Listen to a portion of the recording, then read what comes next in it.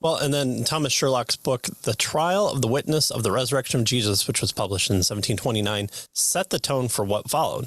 As the title indicates, Sherlock argues that the historicity of the resurrection on the model of a court trial, which, is still kind of our model that we bring about today.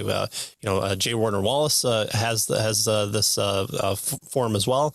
You have God in the Docks by C.S. Lewis. This 1729 book has really kind of formed the basis for looking at the resurrection or the life of Jesus, and is still being used today. The thrust of the apologetic case here was simple. An impartial jury examining the evidence as one would in a court of law would have concluded that Jesus rose from the dead. Sherlock argued that the resurrection was a historical event subject to verification by human investigation, a thing to be judged on by men's senses, is what he said. So he is saying that if you look at this impartially, as a jury would for any sort of a trial, it's not just the preponderance of the evidence, but it would be a greater form of evidence would show that this is beyond reasonable doubt, that one would conclude that Jesus rose from the dead.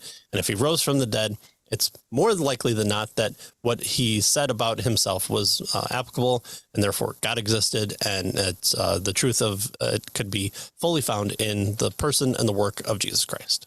Right, exactly. In fact, another figure of note, our book tells us, was Simon Greenleaf, right? He was a Harvard professor of legal evidence who took Sherlock's approach to the resurrection to new heights in his book that he wrote in 1874, The Testimony of the Evangelists, right? And so, in fact, many people have probably heard of Simon Greenleaf, right?